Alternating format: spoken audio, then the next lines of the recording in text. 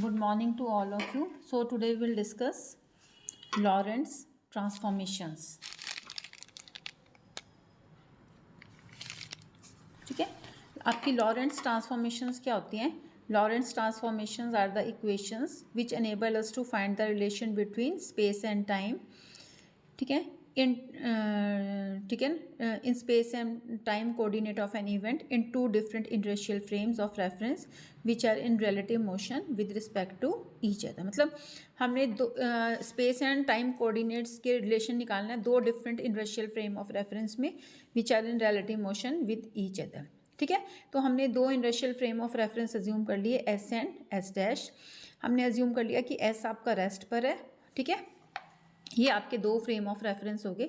S आपका rest पर है और एस डैश आपका मूविंग कर रहा है with velocity v along positive x direction. ठीक है, अब विद रिस्पेक्ट टू आपका एस फ्रेम कोऑर्डिनेट्स हैं x y z and t और with respect to S dash हैं आपके x dash y dash z dash and t dash. ठीक है ना, तो अब हम टाइम उस इंस्टेंट से मेजर शुरू कर रहे हैं when the origin O and O dash coincide with each other. ठीक है, अब हमने जो ये आपका स्फेरिकल वेव फ्रंट है इस पर एक पॉइंट पी ले लिया जिसके coordinate x y z t ले लिए हमने with respect to frame S. X dash y dash z dash and t dash ले लिए with respect to frame S dash. ठीक है, क्लियर. ठीक है, और पोजीशन वेक्टर आपके हो गए r and r dash with respect to frame S and S dash. तो आर की वैल्यू क्या हो जाएगी? If c is the speed of light r is equal to c t, r dash is equal to c into t dash. ठीक है, अब आपको पता है कि हमने क्या एज्यूम किया है कि the wave fronts of signal of light as seen by observer O and O dash are spherical. तो equation of spherical wave front कितनी हो जाएगी? X square plus y square plus z square is equal to r square. यही होती है ना sphere की equation. अब आर की वैल्यू कितनी है आपके पास? C T. यहाँ से लिख लिया x square plus y square plus z square is equal to c square into t square. इस टर्म को लेफ्ट हैंड साइड लेके हम x square plus y square plus z square minus c square t square is equal to zero. ठीक है, similarly आपने ले लिया equation of spherical wave front as seen by observer O dash in frame S dash. तो coordinates हो जाएंगे x dash square plus y dash square plus z dash square is equal to t dash square. T dash की value कितनी है? C into t dash, sorry ये है are dash square. तो यहाँ से हो जाएगा x dash square plus y dash square plus z dash square is equal to c square into t dash square. तो that is x dash square plus y dash square plus z dash square minus c square t dash square is equal to zero. Clear. अब हमने assume कर लिया है कि जो हमारा S dash है it is only moving along x direction. तो आपकी y और z कोऑर्डिनेट में कोई चेंज नहीं आएगा. So y dash is equal to y and z dash is equal to z. ठीक है, अब हमें किस किस के बीच में रिलेशन फाइंड आउट करना है? The relation between x dash t dash and x T. That relation should be linear. ठीक है, तो हम इनके बीच में एक लीनियर रिलेशन एज्यूम कर लेते हैं. x dash is equal to a x plus b t and t dash is equal to m x plus n t. Clear. अब इस केस में हमारे कितने अननोन्स हो गए? A, B, M and N, 4 unknowns that we have to determine. ठीक है, अब आपका जो S डैश है it is moving with uniform velocity V along X direction. ठीक है, अब अगर हम X कोऑर्डिनेट देख रहे हैं किसका? O डैश का, as seen by observer in S, तो कितना होगा? That value will be V into t. सवारी है ना कि X डैश X कोऑर्डिनेट किसका देख रहे हैं? O डैश का. ठीक है ना, और ओ डैश किसका है? एस डैश फ्रेम का जो वेलोसिटी वी से मूव कर रहा है हमारा. तो अगर हम एक्स कोऑर्डिनेट ऑब्जर्व कर रहे हैं ओ डैश का कौन सी फ्रेम में? एस फ्रेम में. तो वैल्यू कितनी हो जाएगी आपकी? एक्स की velocity into time, v velocity या टी टाइम है आपका वी टी. और x coordinate of O dash in S dash same frame में कितनी होगी वैल्यू? जीरो. ठीक है, तो एक्स डैश हमारा जीरो हो गया, एक्स हमारा कितना हो गया? वी टी हो गया. ये वाली वैल्यू यहाँ सब्स्टिट्यूट कर दो, एक्स डैश जीरो और एक्स को वी टी. तो यहाँ से बी की वैल्यू कितनी आ जाएगी? Minus a into v. ठीक है, अब अगर हम x is equal to zero substitute करते हैं दोनों इक्वेशंस में तो यहाँ से हमारा x dash is equal to b t आ जाएगा, t dash is equal to n t. इन दोनों को हम डिवाइड करते हैं तो x dash upon t dash is b upon n. Clear. Clear. अब आपका जो x is equal to zero ये क्या डिनोट करता है? It denote the point O. ठीक है ना, ओरिजिन O. क्लियर। तो अब आपका जो x dash upon t dash की वैल्यू कितनी होगी, velocity, it is again minus v, ठीक है ना। और माइनस वी की वैल्यू कितनी है आपके पास, x dash upon t dash की बी अपॉन एन। क्लियर। तो यहाँ से हमारा बी की वैल्यू कितनी आ जाएगी, b will be equal to minus n into v, ठीक है। अब अगर हम इस वैल्यू को बी की और इस वाली वैल्यू को कंपेयर करते हैं, b is equal to minus a into v, तो एन की वैल्यू कितनी आ जाएगी आपकी ए, ठीक है। तो n is equal to a, ये वाली वैल्यू हम इसमें सब्स्टिट्यूट कर देंगे इन दोनों इक्वेशंस में, ठीक है।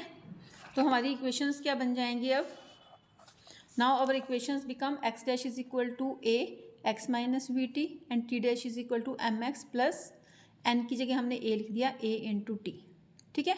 अब ये एक्स डैश और टी डैश की वैल्यू हम स्फेरिकल वेव फ्रंट वाली इक्वेशन में सब्स्टिट्यूट कर देंगे। कौन सी इक्वेशन थी आपकी, ये वाली equation, x dash square plus y dash square plus z. अब वाई डैश वाई है आपका, जेड डैश जेड है, सिंपली हम किस किस की वैल्यू लिखेंगे, एक्स डैश और टी डैश की, ठीक है। तो ये वैल्यू आ जाएगी, आपने जब एक्स डैश की वैल्यू सब्स्टिट्यूट करोगे तो ये आ जाएगा ए स्क्वायर, ठीक है, एक्स स्क्वायर इसका होल स्क्वायर हो जाएगा plus v square t square minus 2x v t plus y square plus z square that is equal to c square t dash square था ना, तो सी स्क्वायर और इसका होल स्क्वायर, ये वाली टर्म आएगी, ठीक है। अब सारी टर्म्स को हमने लेफ्ट हैंड साइड लिख दिया तो हमारा ये आ जाएगा, ठीक है। अब इसके कोफिशिएंट्स को हम कंपेयर करेंगे, जो पहले वाला स्फेरिकल वेव फ्रंट हमने लिखा था, कौन सा, ये वाला, x square plus y square plus z square is equal to c square t square, इससे कंपेयर करेंगे हम, ठीक है।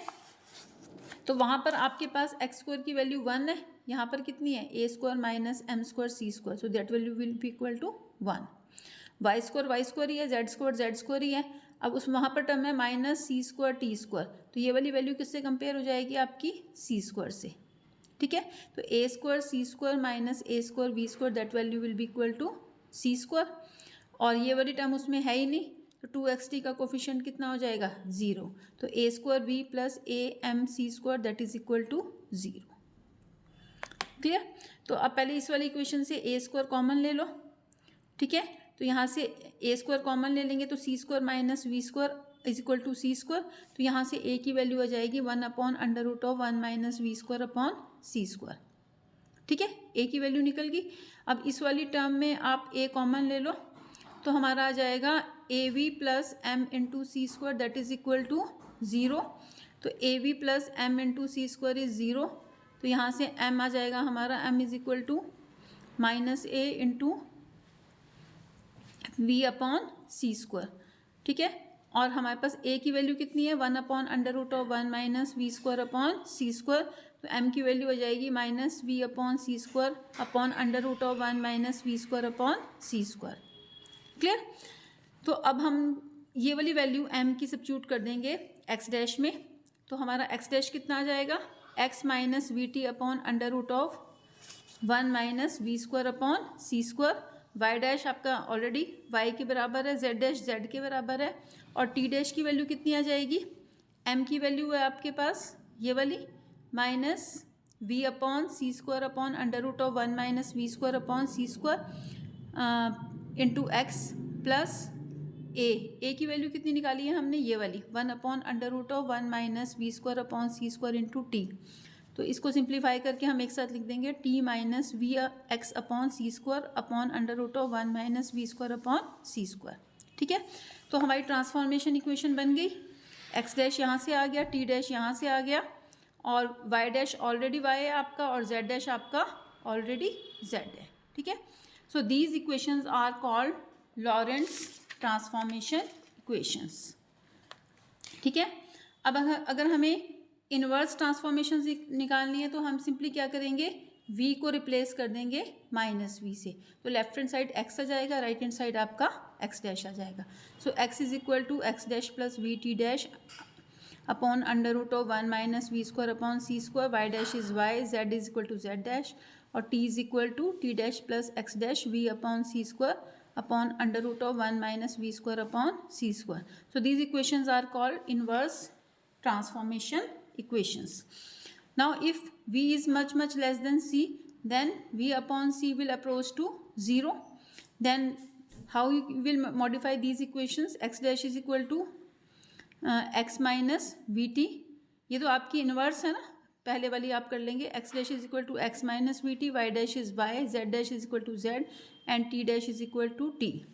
So these are Galilean transformations. तो इसका मतलब क्या हुआ कि अगर लॉरेंट्ज ट्रांसफॉर्मेशंस में आप कंडीशन अप्लाई कर देंगे v is much much less than c, then they will be converted into Galilean transformations. ठीक है। Now next is observer in relativity. ठीक है ना, जब भी हम ऑब्जर्वर की बात करते हैं तो ऑब्जर्वर कौन होता है आपका? हु ऑब्जर्व्स और व्यूज समथिंग।